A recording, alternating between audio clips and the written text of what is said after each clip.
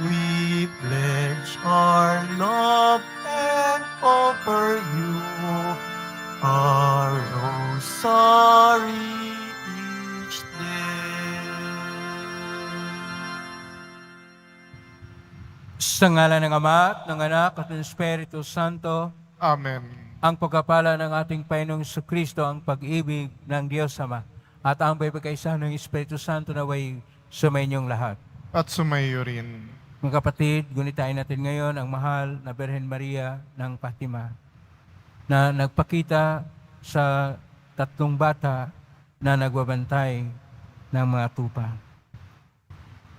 Tayo ay tinatawag na mamuhay sa panalangin at maging matapat sa Panginoon. Sa mga sandali na hindi tayo naging matapat at nagkasala, aminin po natin ang ating mga kasalanan upang tayo maging marapat gumanap sa banal na pagdiriwang.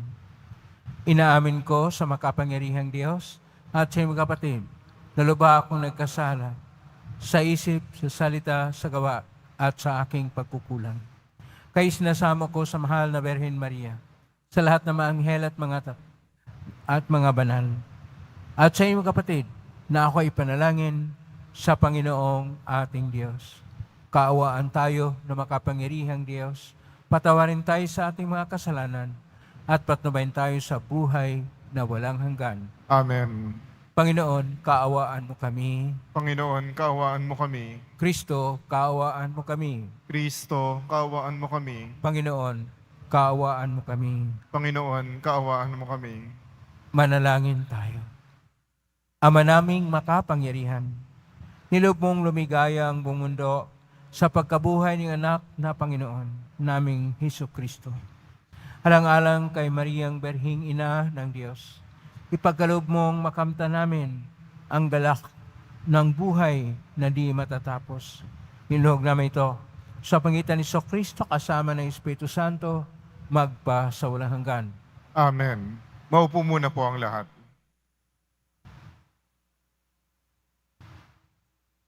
Pagbasa mula sa mga gawa ng mga apostol. Samantalang nasa Korinto si Apolos, si Pablo na may naglagos sa mga dakong bulubundukin ng lalawigan hanggang dumating sa Efeso.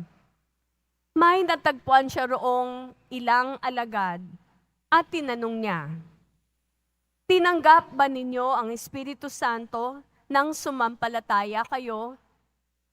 "Hindi po," tugon nila, "ni hindi namin narinig na may Espiritu Santo." "Kung gayon, sa ano kayo nabinyagan?" tanong niya. "Sa binyag ni Juan," anila.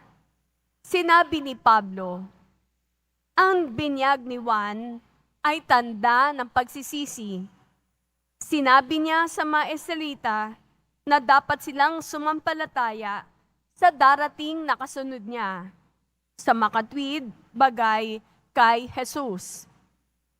Nang marinig nila ito, sila'y napabinyag sa pangalan ng Panginoong Jesus. Ipinatong ni Pablo ang kanyang kamay sa kanila. Bumaba sa kanila ang Espiritu Santo at sila'y nagsalita ng iba't ibang wika at nagpahayag ng salita ng Diyos. Sila'y hubigit kumulang sa 12 lalaki. Sa loob ng 3 buwan, si Pablo'y pumapasok sa sinagoga at nakikipagtalo sa mga naroon at buong tapang na ipinaliliwanag sa kanila kung ano ang paghahari ng Diyos. Ang salita ng Diyos. Salamat sa Diyos. Tanang mga kaharian, ang poong Diyos ay awitan. Tanang mga kaharian, ang poong Diyos ay awitan. O mag-alsa sana ang Diyos, ang kaaway pakalatin, at ang mga namumuhi tumakas sa kanyang piling. Kung paanong iyang ulap, tinatangay nung hangin, gayon sila itataboy, gayon sila papalisin. At kung paanong iyang pagkit sa apoy ay natutunaw, Sa harap ng Panginoon, ang masama ay papanaw. Tanang mga kaharian, ang poong Diyos ay awitan. Ang lahat ay nagagalak, natutuwa ang matuwid. Sa harapan nitong Diyos, galak nila'y di malirip. Awitan ng Panginoon, purihin ang kanyang ngalan. Ang pangalan niyang banal, magalak na papurihan. Tanang mga kaharian, ang poong Diyos ay awitan. Ang Diyos na naroon sa tahanan niyang templo, tumitingin sa ulilat, sanggalang na mga balo. May tahanan siyang laan sa sinumang malulungkot. Ang bilanggo'y hinahango upang sila ay malugod. Tanang mga kaharian, ang poong Diyos ay awitan. Tumayo na po ang lahat.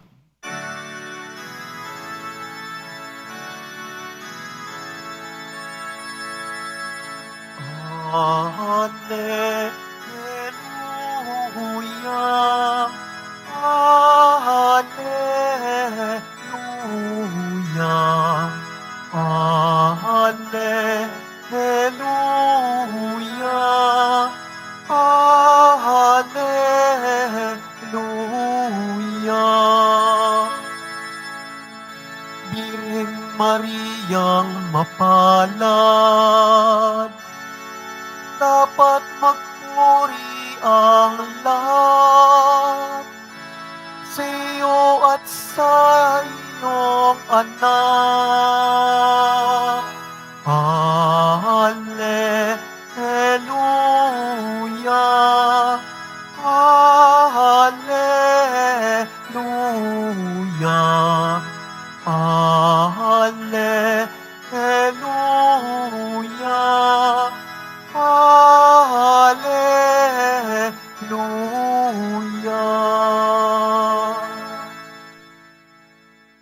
Sumainyo ang Panginoon. At sumayo rin. Ang mabuting balita ng Panginoon ayon kay San Juan. Papuri sa iyo, Panginoon. Noong panahong yon, sinabi ng mga alagad kay Jesus, "Ngayon po'y tuwira na ang inyong pangungusap sa amin at hindi na patalinghaga.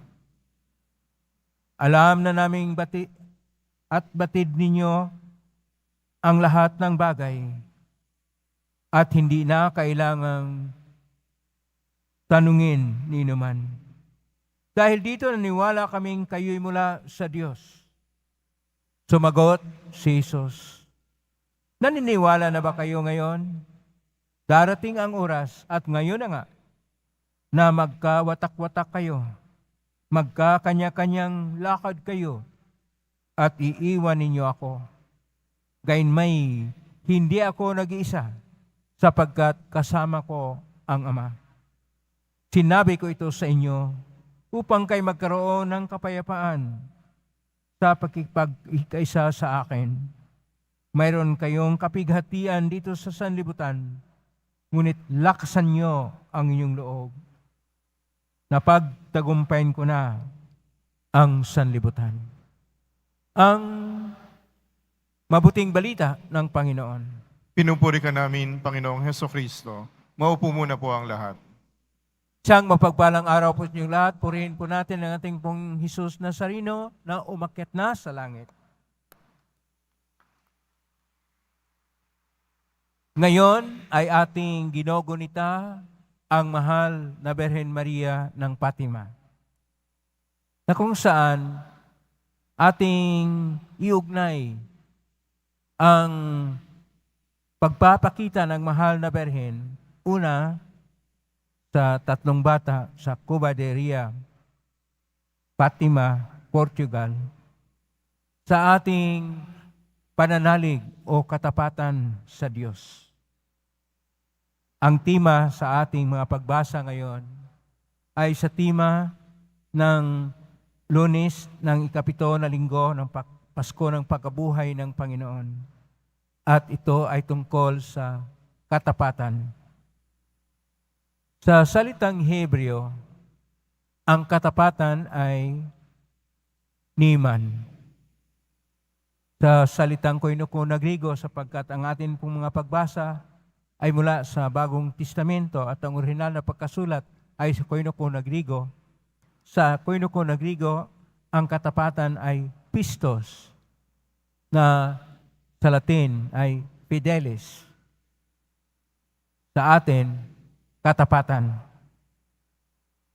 At ang katapatan ay napahayag una sa lahat sa ginagawa ni San Pablo at ng mga apostol sa pagpapahayag ng mabuting balita para sa lahat. Ang katapatan ni San Pablo ay sinamahan ngayon ni Apolos at pumunta siya sa iba't ibang dako na tinatawag na lugar ng mga hintil. At doon ang kanyang pinapahayag ang Ebanghelyo. At napunta siya sa lugar ng Episo na naroon po ang mga Hudyo at ibang tao na nananalig sa ating Panginoong Hesus. Pero nung sila'y tanungin, dahil matapat naman sila, sa anong klaseng binyag sila nabinyagan? At sinasabi sa binyag ni Juan Bautista. Ang binyag ni Juan Bautista ay hindi po binyag ng isang Kristiyano. Sapat ang binyag ng Kristiyano ay sa ngalan ng Ama, ng Anak o Panginoong Hesus at ng Espiritu Santo.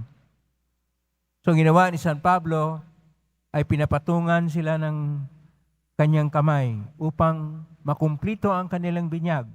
Hindi na binyag ni San Juan na isang pagbabalik loob, bagkos isang binyag sa pangalan ng Ama at ng Anak at ng Espiritu Santo. At ang hinihingi ay ang katapatan.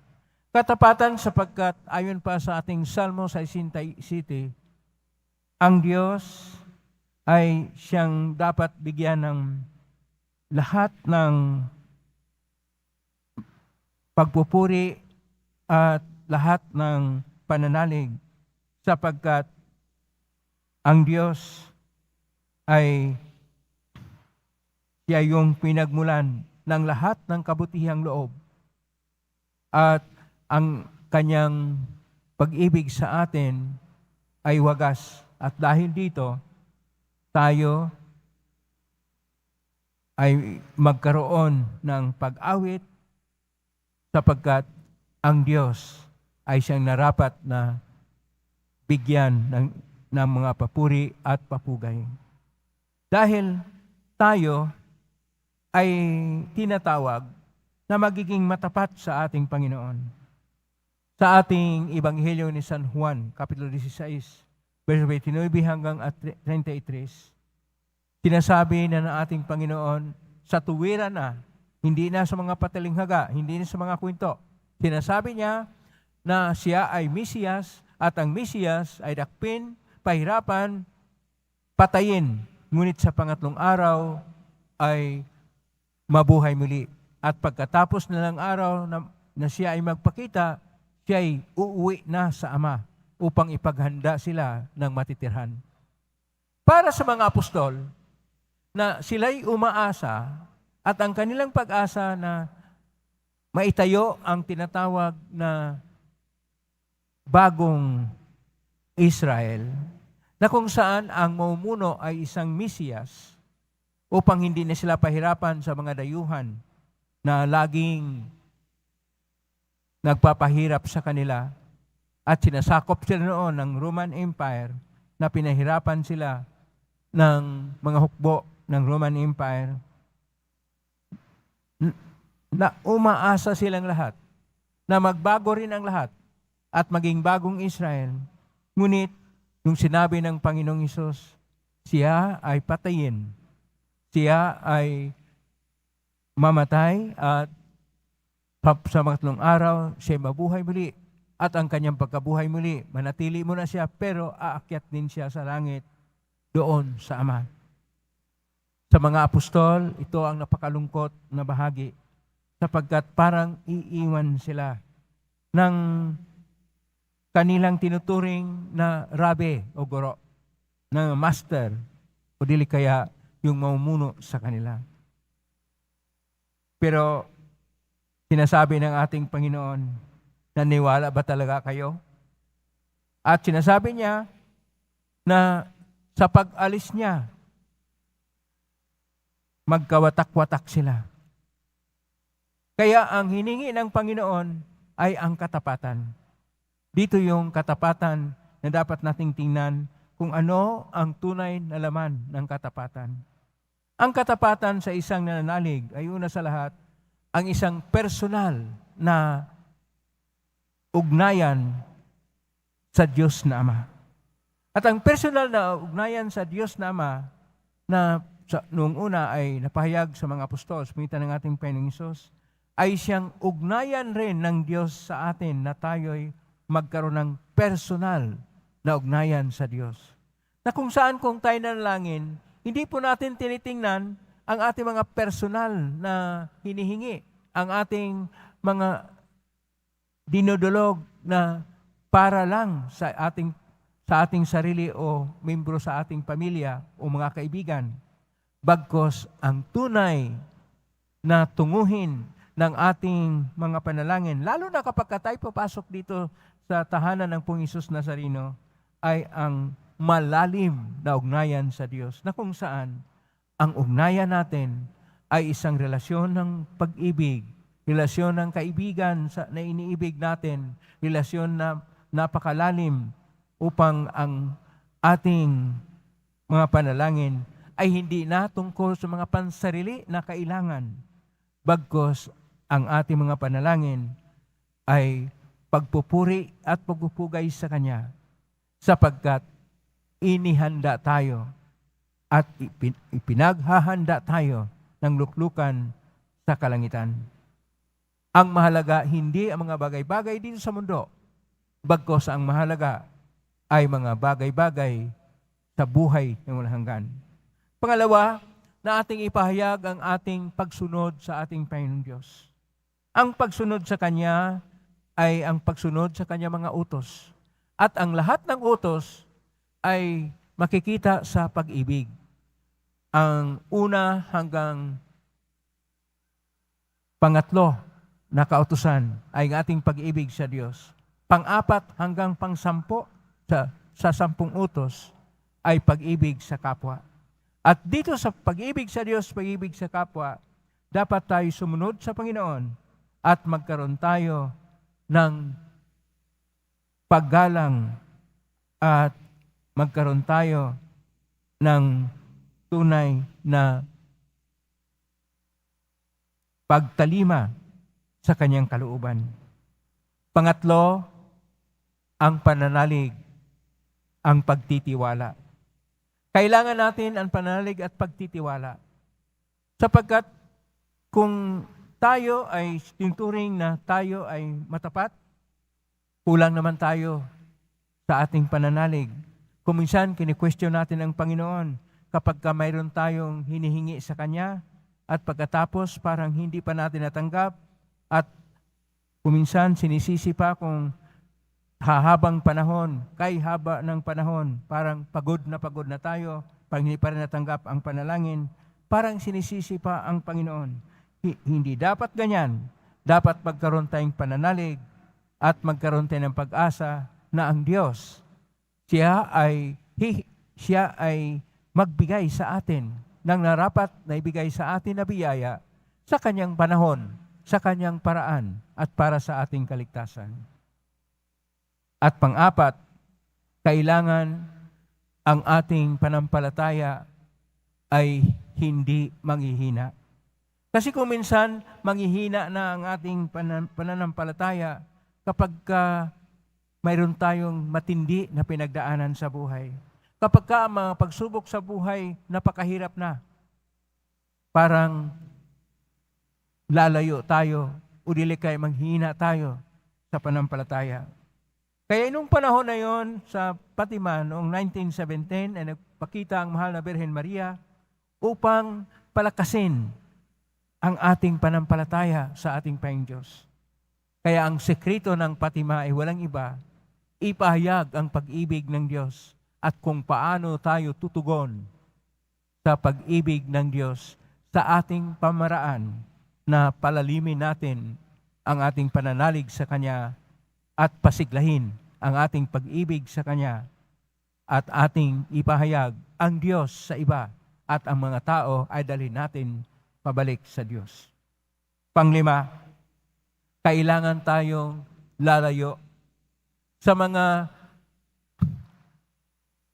makamundo na pang-aakit.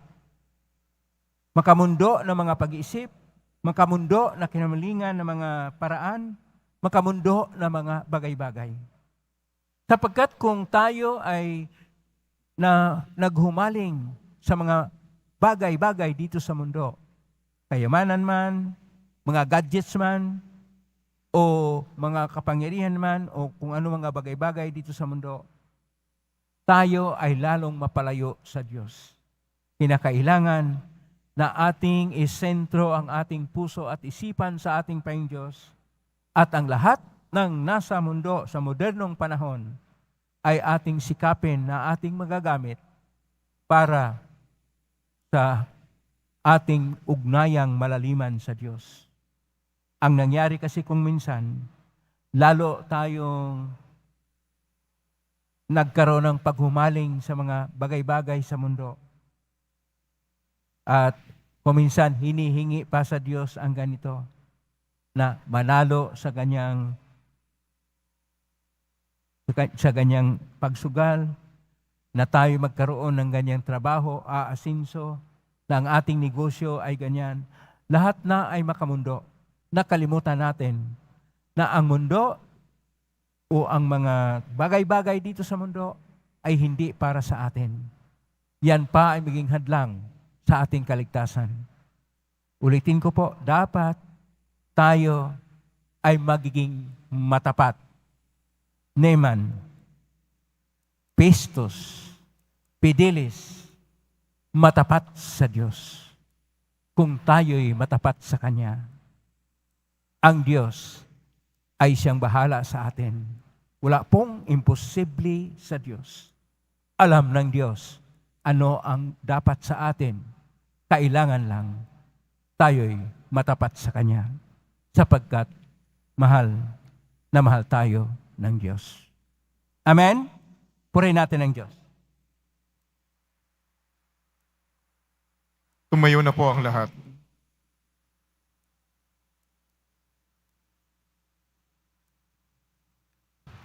Minamahal ko mga kapatid, ihandog sa atin ng Diyos ang kapayapaan ng pakipagkasundo sa pamagitan ni Jesus, ang anak ni Maria.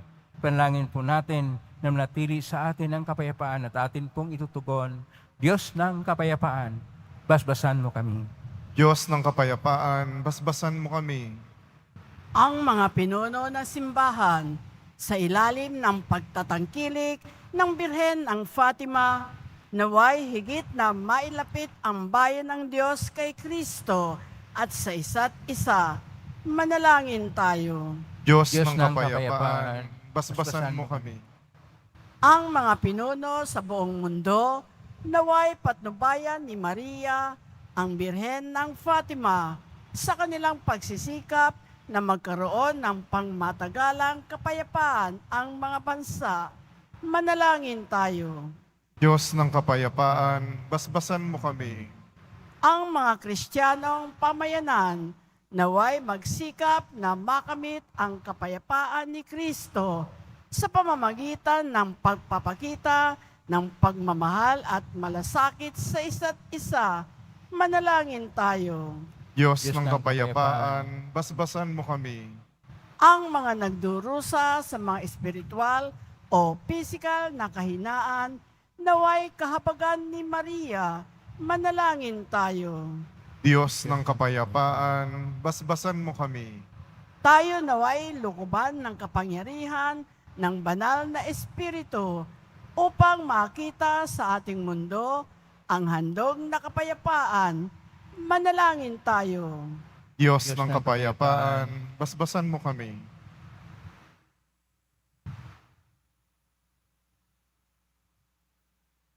Ama, naalaman namin na nagmula sa iyo ang lahat ng mabuting bagay.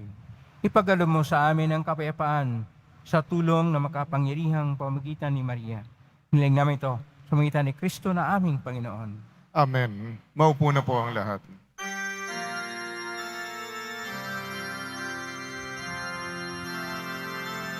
Pinupuri kita, Poon, sapagkat ako'y iniligtas.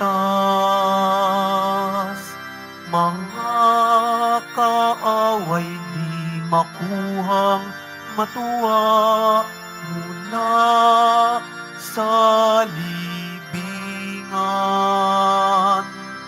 Tanggapin mo, O Panginoon, ang alay ng bayang nagdiriwang. Puhunan mong bigay ang alak at tinapay, handog ng pagkabuhay. Tumayo na po ang lahat. Manalangin kayo kapatid upang paghahain natin ay kalugdan ng Diyos amang makapangyarihan. Tanggapin nawa ng Panginoon itong paghahain sa iyong mga kamay, sa kapurihan niya at karangalan, sa ating kapakinabangan, at sa buong sambayanan niyang banal. Ama naming lumikha, sa aming paghahain ngayong ang mahal na Berhi Ginogunita, kami humihiling na kami ay matulungan nawa ng iyong nagkatawang taong anak at naghain ng sarili sa krus na dambana at ngayon nabubuhay kasama mo at ng Espiritu Santo magpa sa walang hanggan. Amen. Sumainyo ang Panginoon. At sumayo rin. Itaas sa Diyos sa inyong puso at diwa. Itinaas na namin sa Panginoon. Pasalamatan natin ang Panginoong ating Diyos. Marapat na siya ay pasalamatan. Ama ng kapanin tunay nga marapat ni kay aming pasalamatan ngayong pinarangalan ang mahal na Berhen Maria ng Fatima. Bukod mong pinagpala sa paing lahat ang mahal na Berhen totoong mapalad na iyong piniling maging ina ng iyong anak nung isinugo mo siya bilang aming Mesiyas. Sa kapangyarihan ng Espiritong Banal, ang Berheng Maria ay naging inang tunay na iyong anak na kanyang isinilang bilang liwanag nitong sanlibutan. Kaya kaysa namang helsi si awit ng papuri sampay sa kalangitan, kami nagbunyi sa kadakilaan. Santo, Santo, Santo, Panginoong Diyos ng mga hukbo, napupuno ang langit at lupa ng kadakilaan mo. O sana sa kaitaasan, pinagpala ang naparirito sa ngalan ng Panginoon. O sana sa kaituasan, lumuhod po ang lahat. Ama naming banal, ikaw ang bukal ng tanang kabanalan, kay sumitan ng Espiritu yung banal, makalob na ito pang para sa amin, maging katawan at dugo ng aming Panginoong Jesucristo. Bago niya pinagtisang ko sang loob na maging handog, hinawakan niya ang tinapay, pinasalamatan kanya, pinaghati-hati niya yon, iniabot sa kanyang malagad at sinabi, tanggapin ninyong lahat ito at kanin. Ito ang aking katawan na ihandog para sa inyo.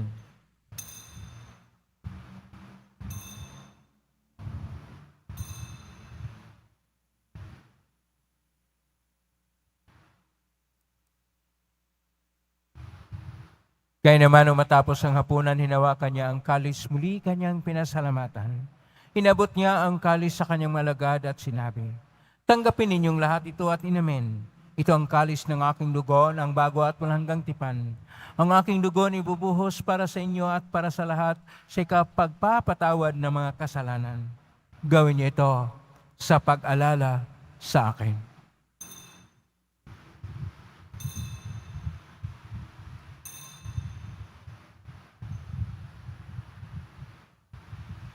Tumayo na po ang lahat. Ang misteryo ng pananampalataya.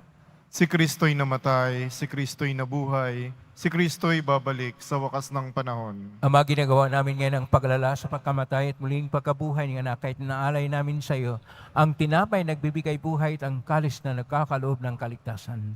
Kami nagpapasalamat dahil kami narapat na tumayo sa harap mo para maglingkod sa iyo. Isinasamo namin kami magsasalo-salo sa katawan at dugo ni Kristo ay mabuklod sa pagkakaisa sa pamagitan ng Espiritu Santo. Ang malingapin simbahang naghanap sa buong daigdig. Pususin mo kami sa pag-ibig, kaisa ni Francisco na aming Papa at ni Jose na aming Obispo at ng Tanang Kaparian. Alalahanin mo rin, mga kapatid naming nahimlay, may pag-asang sila muling mabuhay ganing lahat ng mga pumanaw. Kaawaan mo sila at patuloyin sa iyong kaliwanagan. Kabano'y dapatin kaming lahat na makasalo siyang buhay na walang wakas. Kaisa na mahal na Birhen Maria, Ina ng Diyos, Birhen ng Fatima, ng kabiyak ng puso niyang si San Jose. Kaisa ng mga apostol, San Juan Bautista, San Roque, ni San Lorenzo Reyes de Manila, ni San Pedro Calungsod at ng lahat ng mga banal na namuhay dito sa daigdig ng kalugod-lugod sa iyo, may pagdiwang nawa namin ang pagkupuri sa karangal mo sa pangitan ng anak na aming Panginoong Hesus Kristo. Sa pamamagitan ni Kristo, kasama niya at sa Kanya, ang lahat ng parangal at papuri ay sa iyo, Diyos Amang makapangyarihan, kasama ng Espiritu Santo, magpasawalang hanggan.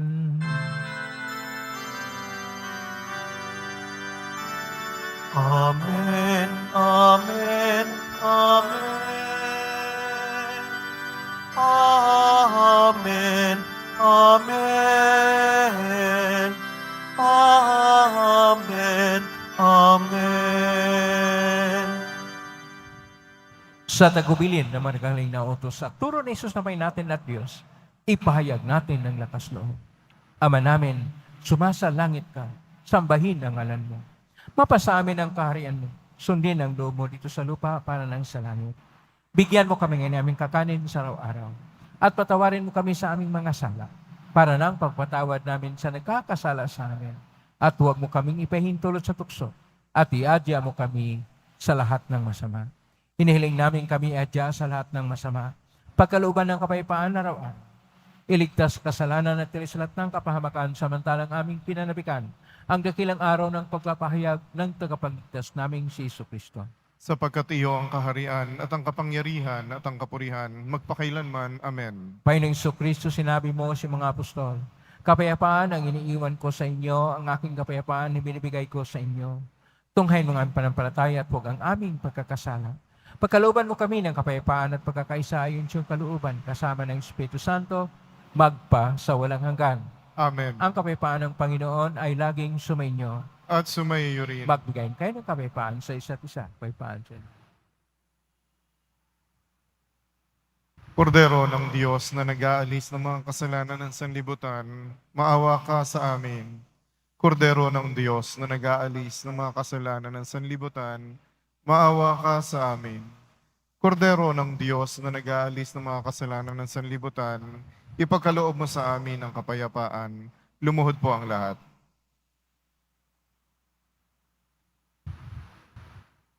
Ito ang kordero ng Diyos. Ito ang nag-aalis ng mga kasalanan ng sanlibutan. Mapalad ang mga inaanyayahan sa piging ng kordero. Panginoon, hindi ako karapat-dapat na magpatuloy sa iyo, ngunit sa isang salita mo lamang ay gagaling na ako. Katawan ni Kristo. Amen.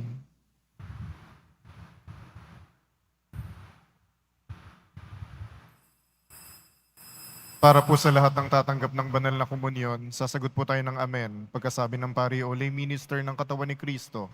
At isubo agad sa bibig bago umalis sa harapan ng pari o lay minister. Sumunod po tayo.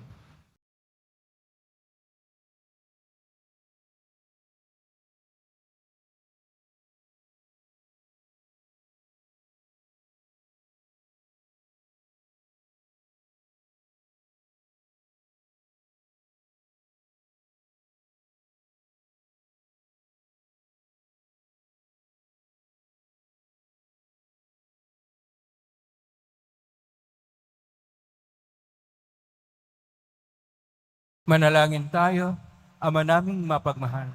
Pagtibayin mo ang aming kalooban, ang aming pinagsaluhang pananda ng panampalatayang tunay. Ang panindigan naming si Diyos ang totoo at taong totoo na ipinagdalang tao ni Maria sa kanyang sinapupunan ay siya namang magpagindapat na kami sumapit sa kaligayahan na walang maliw na buhay sa bisa ng kanyang nagliligtas na pakikinabang. sa pangitan ni Kristo kasama ng Espiritu Santo magpa sa walang hanggan. Amen.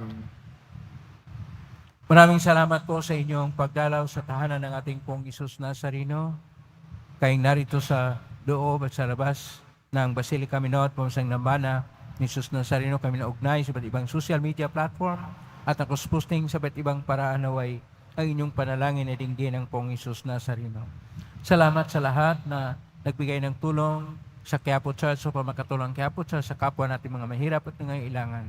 Salamat po sa inyong tulong. Pagpalain kayo ng Panginoon Diyos. Salamat sa lahat ng mga naglilingkod ngayon. Pagpalain kayo lagi ng pong Isus Nazareno. Plakpakan po natin lahat ng naglilingkod, lahat ng narito, lahat ng naugnay sa atin. Naway ang Diyos ay laging magpapala sa inyo. Neman, Pistos, Fidelis, katapatan. Ito ang inihingi ng Diyos sa atin. Maging matapat tayo at gawin kung anong dapat at karapat-dapat para sa Diyos. Ngayon po ang pagbasbas. Nangyari po lamang ito sa bagya, mga bagay na pasbasan. Sumainyo ang Panginoon. At sumayo rin. Mahal po ang Isus Nazareno. Hinaig mo sa cross ang walang malo na pag-ibig ng Diyos ang katauhan. Pakinggan mo ang hilingan ng kanan nagsusumamo sa iyo. Makamtanaw nila ang iyong katugunan at tanggapin ang kasagutan ng itang naloob na tinatanaw. Basbasan po ninyo ang mga dalang imahen, dasal at mga bagay-bagay. Basbasan ang may mga karamdaman. Sa pagitan ng benisyon nito na mahalan ng pangako ng sa binyag na ikaw at iibigin at paglalingkuran bilang Panginoon magpa sa walang hanggan. Amen. Pagpalain kayo makapangyarihang Diyos, Ama at Anak at Espiritu Santo. Amen. May kagtaglayang kapipaan, pag-ibig at pag-asa ng pong Isus Nazareno. Salamat sa Diyos. Purihin natin ang ating pong